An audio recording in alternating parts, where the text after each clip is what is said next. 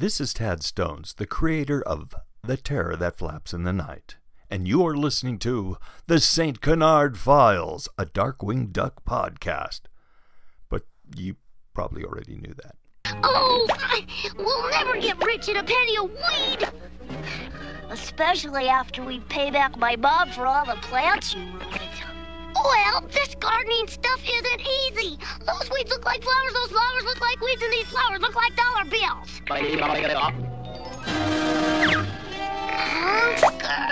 Scope this out. Wow. Do you think it's real? Real enough for me. It's our Mario money train.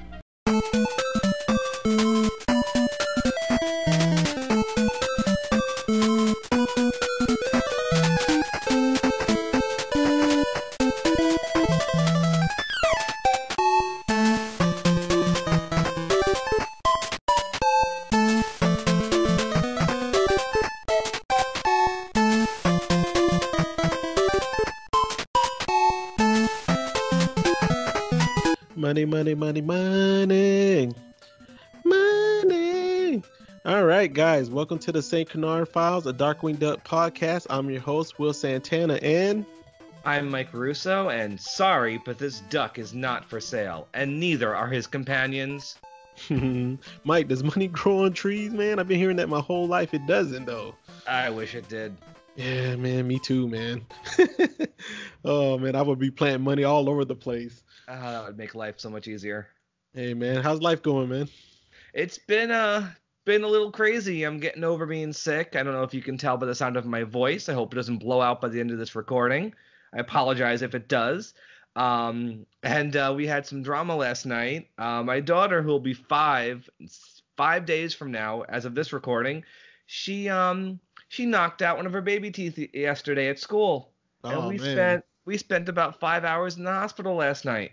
Oh, wow. Yeah, poor kid. Oh, man, you got health insurance? Yeah, we're good. Okay, woo. Because that stuff can get expensive, man. We are good. She knocked that tooth clean out, root and all. Oh, okay. So, Mike, this episode's going up, not quite Thanksgiving, but Close. Yeah, close. But I'll be heading to Louisville this weekend, man. You will be. You have been talking about this trip for a while. Yeah, man. I'm gonna get to see Terry McGovern and it's playtime Michael Bell. Oh, that's awesome. Oh, man. I'm super excited, man. If I could, I would pack them both in my suitcase and bring them home with me. But, unfortunately, I can't do that. No, that's called kidnapping, Will. Yeah. And just tie him up in my man cave and tell him, say it's playtime, and Terry say something launchpad, Yeah, but I'm excited, man. I'm gonna try to get you their autographs, man, and send them to you, man. That'd be kind of cool, Well, thank you. I appreciate it. Yeah, so I'll be working for them this whole weekend. Filming them a promo. I don't know if Terry wants a promo because I already did one for him in Sacramento, but then again, he might want another one or like completely switch it up. I have no idea how he wants to do this one. Yeah, maybe we'll get some promos for the show from them too. Oh, I'm gonna ask that. Oh, we need those. That'd be awesome. Yeah, man. You got Jim Cummings coming near you though, don't you? Yes, not for a long time. He is going to be in Altoona, Pennsylvania next June at a sci-fi show out there.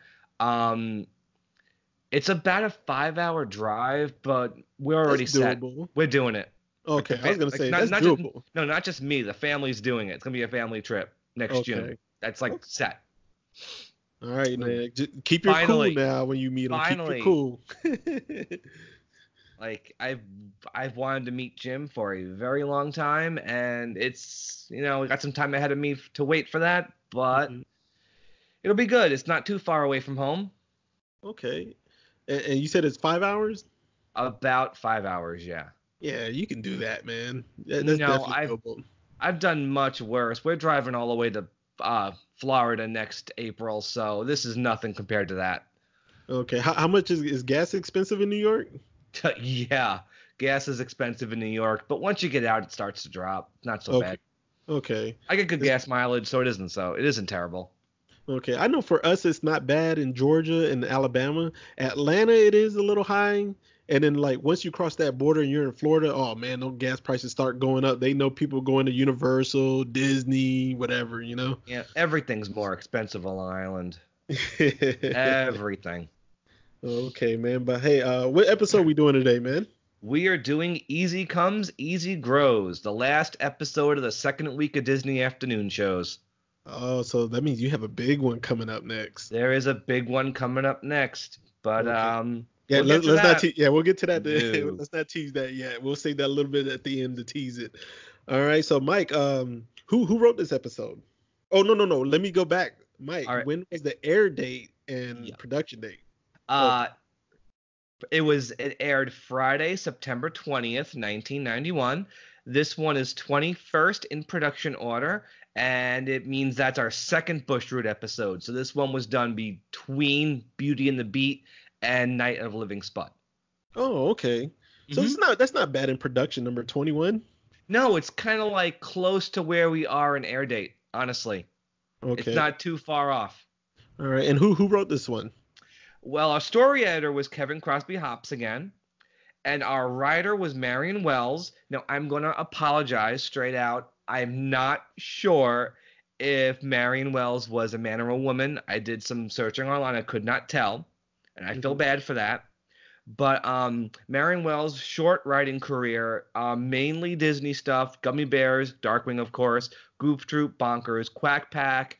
Hasn't done anything since 2001, and this is his or hers only solo Darkwing episode. There's only one other that this person wrote, and it was a co-writing credit for You Sweat Your Life. Oh, okay. And it's, you know what? This is actually a pretty decent episode. I always forget how funny this one is until I watch it again. I like this one. It's a funny one. It's not one of my favorites, but it's a good one.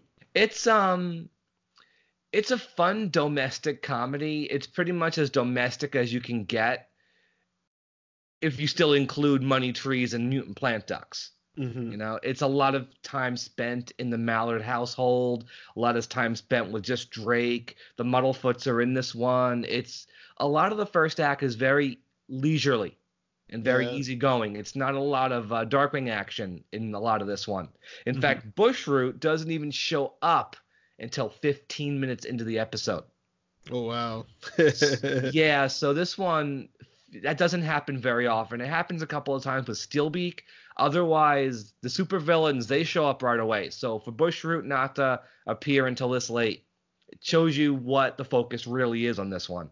Okay, and who animated this episode? This is Sun Woo again, and it's fine. I don't think this is one of the episodes that I think the writing is stronger than the visuals, definitely. And I can't even for the life of me point out any like really funny bits of animation, but it's adequate. Yeah, you know, I was gonna say like nothing really popped except for like maybe one scene was when Drake first sees the money, but we'll get into that a little bit. Yeah, that's probably the most dynamic part of the episode. Otherwise, the visuals are fine. It's the writing that really makes this one fun. Oh yeah, it's a fun episode. Like you said, it kind of drifts away from Darkwing and the crime solving. You know, we get to that, but it's a lot later. It's more Drake and the Muddlefoots and Goss and Honker. It's cool, you know. Give you a little break. Yeah, and this one is actually, it's like Honker has more to do, I think, than we've seen so far. And I feel like it's like one of like the best performances from Katie we've also gotten so far too. Yeah, definitely. Like Honker's really emoting more in this one than he does. He did an episode we've already reviewed. So Honker's coming into his own now, finally. All right, let's get into a play-by-play review of this episode, Mike. Here we go. All right, let's get into it. So the episode basically starts off with DW investigating a bank robbery. Right, a very weird bank robbery. In fact, the safe is completely gone, leaving a hole in the wall. Yeah, but he finds some fingerprints in that process. But it's not the criminal's fingerprints. He thinks it is at first. It's the bank president. Yeah. And we don't have a lot of secondary voice actors in this. We basically get our four main characters: Susan Tolsky, of course, doing Binky, and Tino Insania, of course, as Bushroot. But we do get Jack Burns. He plays the bank president and the police officer later in the episode. Now, Jack Burns is actually he goes back a long time. He was a comedy duo initially with George Carlin. Did you know that? No, did not know that. Short-lived partnership. He was also the Burns son of Burns and Schreiber, another comedy duo way back in the day. He was also a writer and producer. Most famously, he wrote and produced the first season of The Muppet Show. Oh, wow. The very first season of The Muppet Show. That was him, before the show was taken over by main Muppet writer Jerry Jewell. With Jewell, he also co-wrote the Muppet movie. Real quick, Mike, are you a hardcore Muppets fan? Yes. You are? Okay. I'm a moderate fan. I like it. I just never been hardcore, you know? I have loved the Muppets since I was old enough, too young to talk. I do love the Muppet Babies, though. I did love the Muppet Babies cartoon. Yeah, I love the Muppets. I love all the movies. The first Muppet movie turned 40 this year. I saw it at a revival screening back in June. The Muppets, I'm a very big fan of the Muppets. And it's cool. We get a voice actor here who also had a hand in the Muppets and two of their most important productions, too. And he hasn't done anything since 1999 when he guest voiced in The Simpsons. But he's got very small roles in this episode, but it's really important that I mention him. Okay. For what he's done. Okay. So yeah, he's the bank president and he's the police officer later on. All right. Excuse me. Oh no, you're fine, man. I know you're a little sick, a little under the weather, but okay. So we leave the bank robbery scene, and then we get to Herb. Yes, finally, Herb. This is the first time we see Herb since Night of the Living Spud. We haven't seen him in a while. Yeah, and he's sneaking around. Yeah, he's sneaking around his backyard. He says money isn't safe in safes anymore, so he decides to bury it in the backyard. I kind of took it a different way when I first saw this. Because, you know, like, I know a lot of my guy friends, they hide and lie about money because they don't want their wives to know about it. They want to spend the money on guy things, you know? So, like, at first, that's how I was taking the episode until he made the comment, like, the money's not safe anywhere, you know? Right. Yeah. Herb loves Binky too much to lie to her. Oh, yeah. But he creeps up in the bush. She comes outside watering the lawn, and who does she find? He says he was out. What was he doing? He was singing to the. She's singing to the plants as she waters them. Yeah. I forgot what he tells her he's doing. I forgot too. He didn't tell her right away though what he was doing, that he was hiding the money. Yeah. He tells her later. Yeah. Okay. But, anyway, he buries a wad of bills, and after he leaves, it grows into a money tree, and it grows fast. It grows super fast. So we kind of already have an idea who our villain is going to be, even though we're a couple of minutes in. Yeah. So the next morning, we got Gaz and Honker. Yeah, they were pulling weeds, right? Getting paid a penny a weed, and Gosling's aggravated because you're never going to get rich doing that. Especially since Honker says after she has to pay back Honker's mom for all the actual flowers she's ripped up. And Gosling's line, I love it. She goes, these weeds look like flowers, these flowers look like weeds, and these flowers look like dollar bills. and the sound effect. You catch that when she realizes this is a money tree, that funny sound effect? Oh, that's a sound effect that dates back to the Bugs Bunny days. Love it. They used it in a lot of Bob Clampett cartoons. So yeah, it's a money tree. Yeah, she goes crazy. Yeah, Honker's a little more reserved on it, and then they pretty much take the tree and go put it in the garage and get that nice bright lamp on it. Yeah, but when she asks Honker if he's ready to harvest the money, he's excited. Oh yeah, he's excited. Yeah, and then we get back to the Mallard's house. Drake and Launchpad return. Yep. Yeah, Drake's still trying to figure out the mystery of the missing safes, and he decides to bait the criminal by using some of his own money. But when he moves a portrait, did you catch the portrait? I love this portrait. I didn't understand the portrait. I did see it, but I didn't know what it was referenced to. I don't know what it's referencing, but they're all dressed up in like formal outfits, and Gosling kind of looks like how she's gonna look in Life the Negaverse and everything, in like a fancy dress. Mm-hmm. But she's pulling on her pigtails and making this face, which is a face she does that in a whole bunch of other episodes. She pulls on her pigtails. I actually have that on a T-shirt. That face. Oh, really? Yeah, it's like an actual like stock drawing of Gosling they've used in merchandise. And he moves the portrait, and the safe is gone. Mm-hmm. And it turns out all the money in his safe was just $20. Yeah, $20, and he said there was a few other things in there, but it was like nothing valuable. He said, no. He goes, Launchpad goes, you were gonna bait the trap with $20, and then Drake goes, well, that and the family jewels, and they don't make rhinestones like that anymore. Okay, adult joke right there. Mm-hmm. Because you know what the family jewels are, right? What's that? You don't know what that's a euphemism for? It's the groin. Oh, okay. I didn't know they were referencing that. Tell someone that, like on The Simpsons, there was an episode in the first season where Homer tells Bart to hit Nelson in the family jewels. Okay. I mean, I've heard that before, but I didn't know like he was actually referencing that. I didn't catch that. It's a euphemism. Okay. It's a euphemism for crotch. And I really hope that's what the writer was intending, because it definitely stands out. I hope it was, because that would be super clever. If I'm wrong, I'm wrong, but I'm pretty sure that's the intention. It's just funny. And then Gosling and Honker come in. Oh, man, lots of gifts and stuff. Lots of gifts. She tells them they'll go back for the electron microscope only because the store ran out of CDs. Yeah. She refused to tell Drake where the money came from. No, but she's like, I paid for them. I didn't steal them. And he doesn't believe them. Yeah. And he tries to break Honker. He says the chain is only as strong as its weakest link, right, Honker? And you get this cute performance from Katie trying to Honker's stammering. He can't get the words out. Yeah, he's stuttering bad. Yeah, he doesn't want it. He drops all the presents on Drake. And the jig is up. Gosling has to come clean. Yeah, she confesses. Now, this is where I really start to like the episode. Right. Because she confesses, she shows Drake the tree, and I think we got a voice, and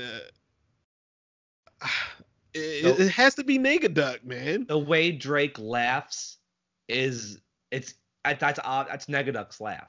It's gotta be, man. And then he even did like a cheer with the money with the pom poms, he did like a.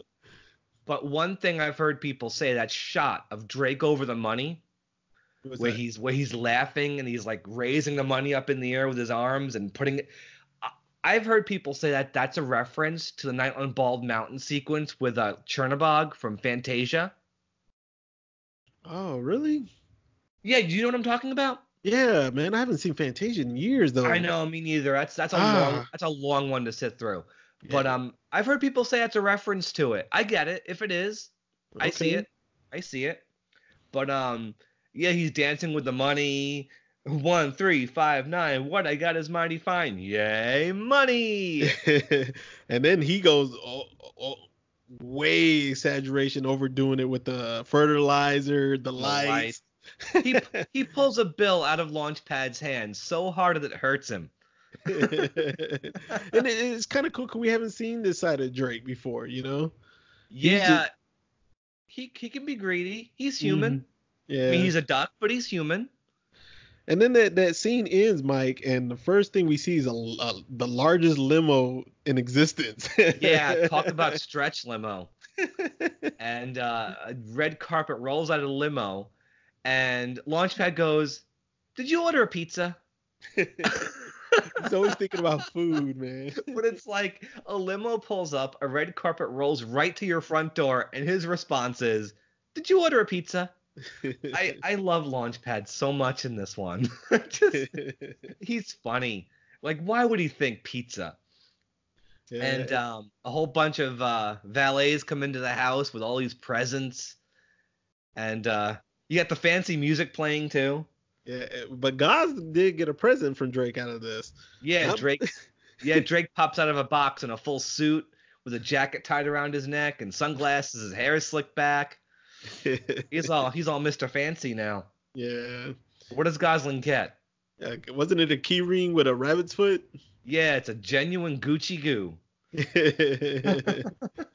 That's all she got, man. Oh, poor Gosling. Yeah. And you notice he's got these. He calls in these two big guys who are dressed as Darkwing. How he's not gonna crime fight himself. He's gonna like franchise Darkwing Duck. Yeah, he called them the Darkwing Defenders. But how does that not give away his secret identity? I know, right? I was gonna ask you that, man. Like, you know, they're dressed up in the Darkwing suit, and he called them the Darkwing Defenders, and he's Drake, you know. I mean, they're dogs. They even have little web feet on. All right. Well, then the cop shows up, Mike. A cop shows up, and because the money that Drake is using has the serial numbers of all the phony bills that are all over town. Mm-hmm. Darkwing says he can prove it's real money. He takes him to the money tree, and it's missing. No, it's dead. Not it's missing. Dead. It's dead.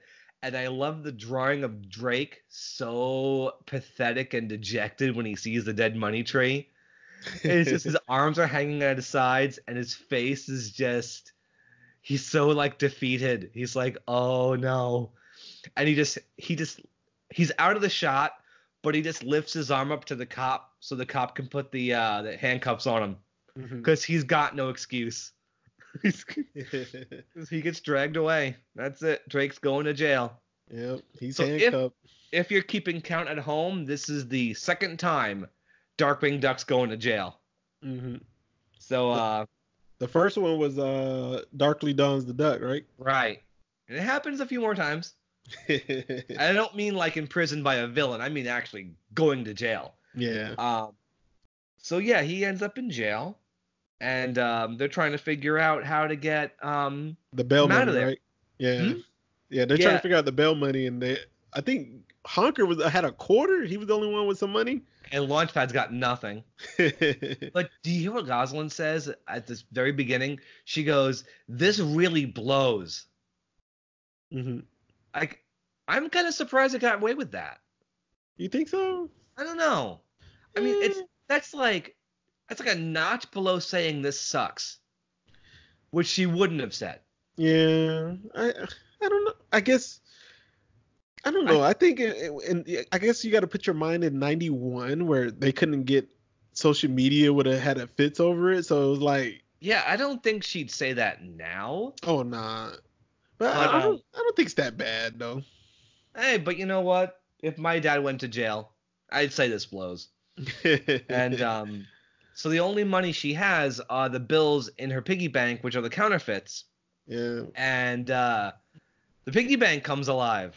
Yeah. Kind of more or less. And I love how it like you see this shot. It's this low angle shot of the pig jumping on like the bookshelf, and then it jumps off and it lands in this tight close up, and it's like it freaks everybody out. this pig, and it's like bouncing. It's like what happens? The vines grow out of the cork at the bottom. Yeah, and then it picks up Honker. Yeah, poor Honker. And it's running them all around the backyard and right into the Muddlefoots' house. And did you notice though when the pig went through the fence? Did you notice how the fence looked different on the two? Well, it was like where Honker went through, it flipped over. But then on the next scene when Launchpad and Goss were chasing him, there was two of the garage thing that could flip over. Did you notice that? I didn't notice that. I'll have to go back and look. Yeah, it was some of my car. I was like, wait a minute, there was only one of them that could flip over when Honker went through, but now that Launchpad and Goss are coming through, there was two of them. You know, just for that scene. I have to look at that again. Okay, yeah. So then Herb and Binky wake up, and they think there's a prowler. So Herb goes to dig up the money and can't find it. And then he confessed what he was doing finally. Yeah, he has to confess, and I love this scene from Binky because this is the first time we see her like put her foot down. She's not playing around, man. Yeah, she doesn't usually get mad, but she's not happy with him right now. At all. No. And because the money was there, Herb isn't lying. It's just the money tree grew, and now it's gone. And he spends, presumably, you don't see it until the end, the rest of the episode digging holes in the backyard, trying to find the money. Yep. And then we get back to Drake. Yeah, he's all depressed. And the evidence, the phony money in the evidence locker, all of a sudden vines grow out of the bottom of that. The thing starts running, crashes right into Drake, and bursts out of the wall with him. Mm-hmm. Right after he says, "How am I going to get out of here?" So he dives into a drawer, pops out as Darkwing. Finally.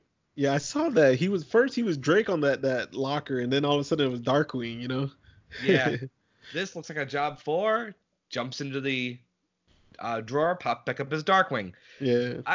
I don't think this is the latest he's shown up as Darkwing in an episode, but it's pretty late. Yeah. If it wasn't for the beginning, he wouldn't have been Darkwing at all until this point. And while this is happening, they are cutting back and forth between Darkwing and Honker on the pig. Yeah, they're using a shopping cart to chase him. Yeah. And Goslin ropes him. And then eventually everybody crashes into each other. Yep, Darkwing runs into them. They all crash. And finally, Darkwing puts 2 and 2 together of what's going on.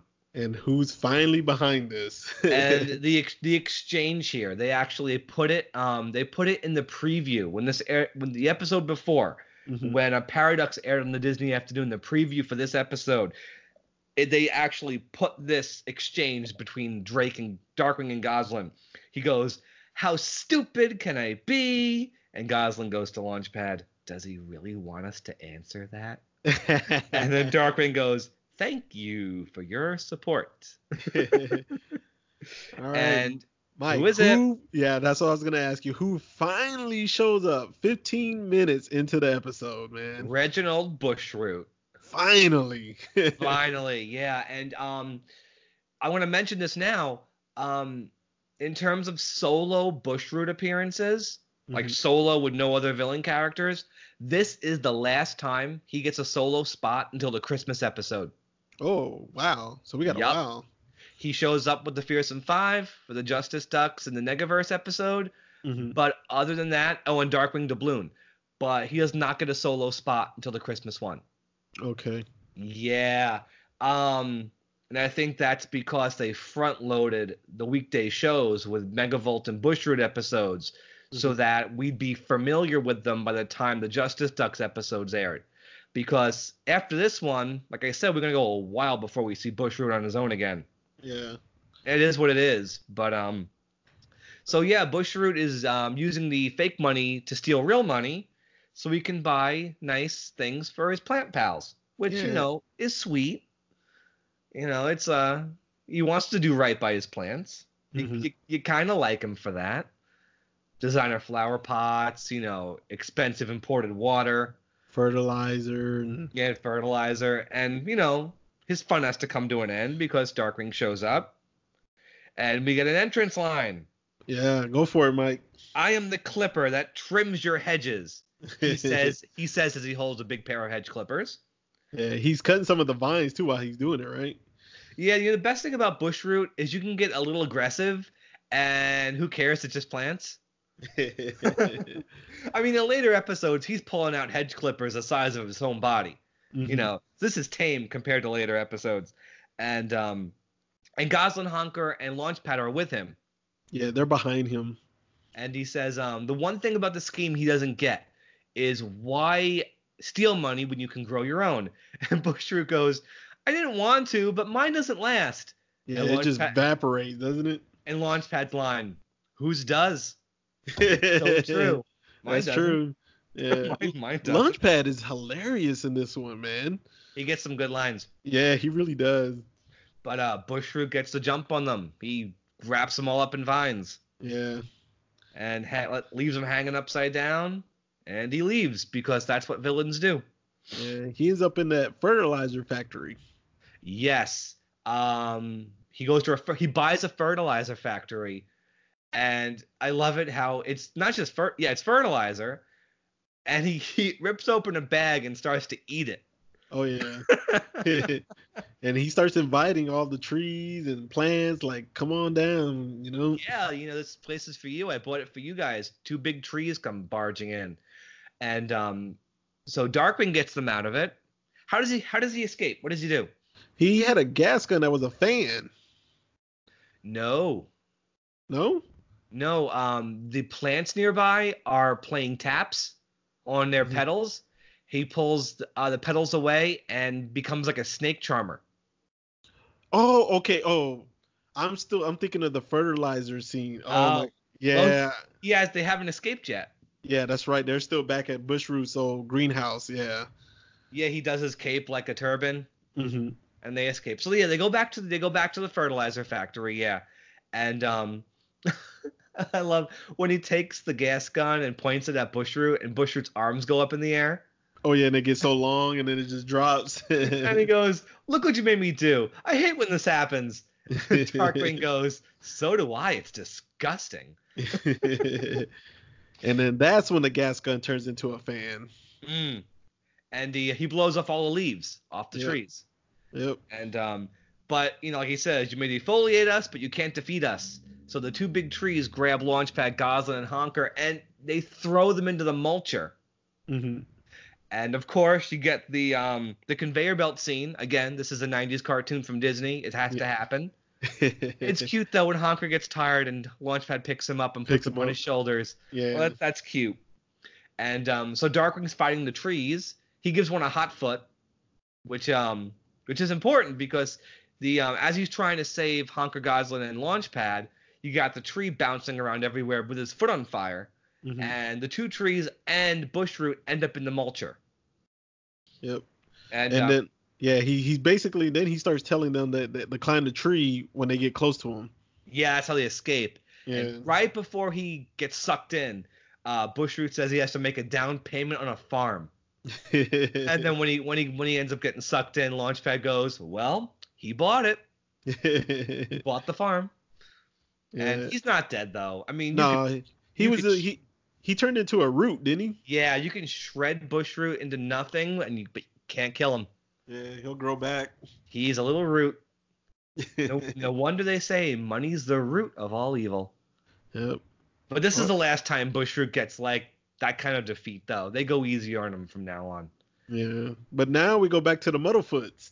Yep, and we have our moral. Of course, we have to have a moral that money shouldn't make you go crazy. Mm-hmm. And Goslin says some of us went more crazy than others. Drake, and so of course the next door, all those holes Herb made. What is he doing with them? He's playing golf. He is playing golf. And he says you can't miss. Yeah, and I guess the end joke is kind of whatever. Yeah. Drake corrects his grammar and then gets hit with a golf ball. Ends with a bit of a whimper, but it's a good episode. Yeah. It's a different episode. It's fun. I don't want to down it because it's not a bad episode. It's just like your typical crime solving and Darkwing. The writing is very funny. Yeah, I like it, man. But I enjoy episodes when they just relax a bit. When they're not doing Darkwing stuff. When it's just they're at home, you see like what life is like with them. You get to see more of the Muddlefoots. I do like that. Mm-hmm. I don't mind it. I know there are lots of people who'd rather just see the Darkwing stuff for the entire 22 minutes. Yeah. But episodes like this, it's nice. I mean, the last episode was pretty much all Darkwing, and so was Waterway to Go.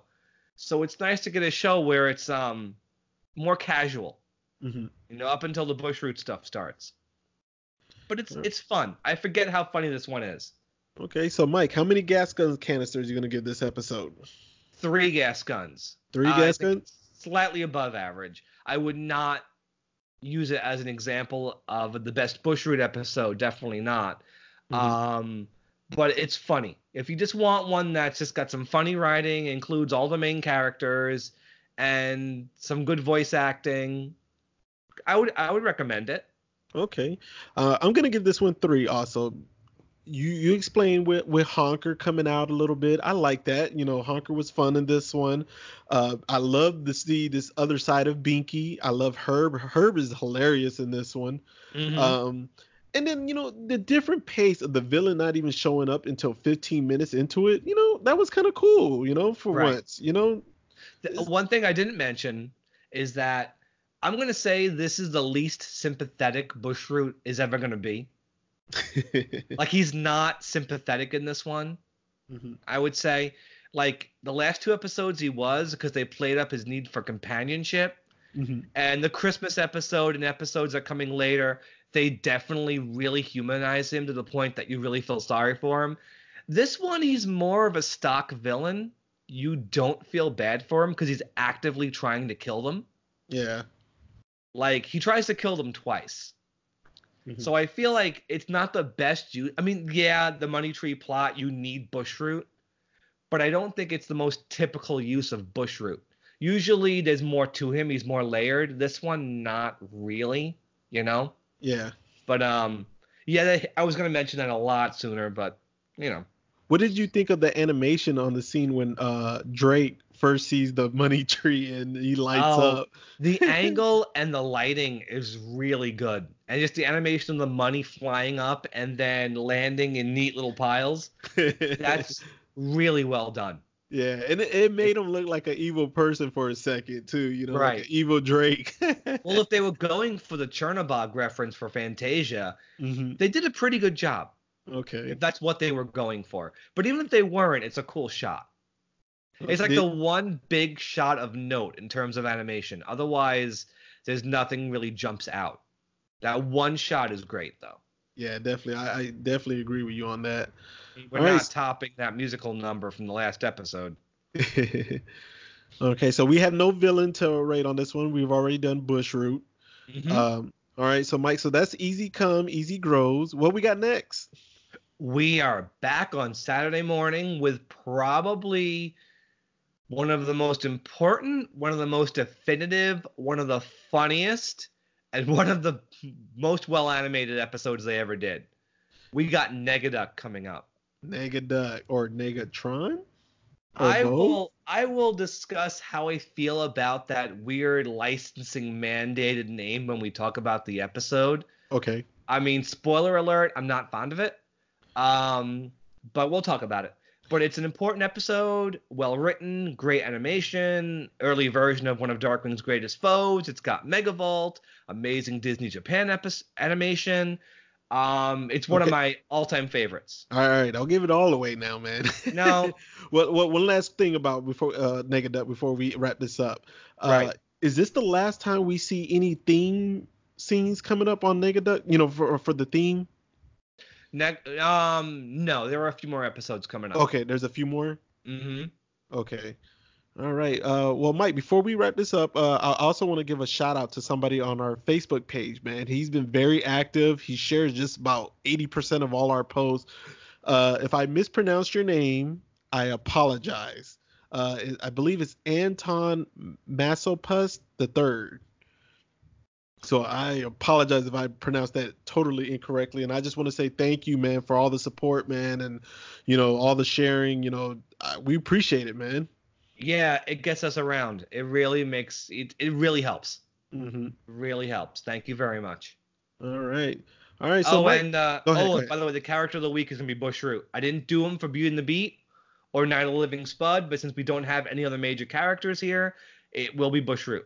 Okay. Yeah. All right. Finally get a. No, we had Megavolt already. Yes. Yeah. And Steelbeak. And Steelbeak. Okay. So we got some of the major villains so far. Okay. Not bad. No, not bad at all. So, yeah, I guess that's it for Easy Come, Easy Grows. Good episode. You know, average but fun. Okay. So, Mike, where can the fans or listeners find you at, man? I am at Facebook, of course. Mike Russo. Go find me if you are inclined. And, Will, how about you? Yeah, I'm also on Facebook. Will Santana on there. And we also have that St. Canard Files, a Darkwing Duck podcast Facebook page. We appreciate you guys liking it and sharing and commenting on there. Mike, I know Mike said he wants to start talking about some of the comments on here from time to time. We're probably going to start that up really soon. Mike, where can they listen to the podcast at? Stitcher, Spotify, Google Play, Apple devices. We are on YouTube as well, and I know we're on other sites as well. I can't think of any. I think it's Pocket Cast. Pocket Cast, you mentioned a few episodes back. Yeah. Yeah, and Radio Public. I know those two for sure. There's a few more, man, that I don't even know about. Right. So we're out there. We're really easy to find.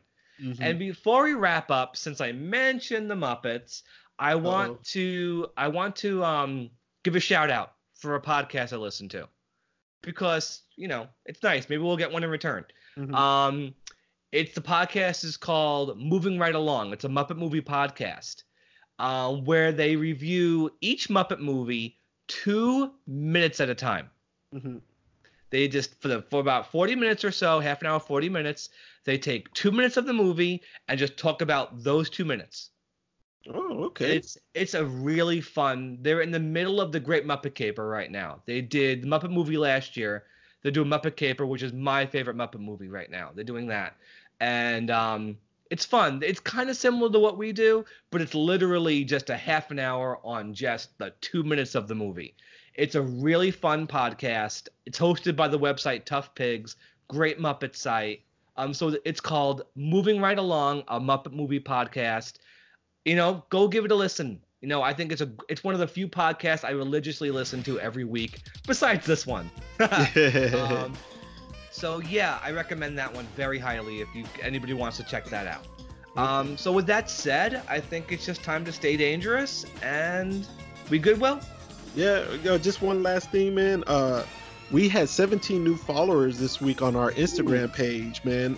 So well, that's good. Yeah, I only posted 2 photos this week. I guess that helped.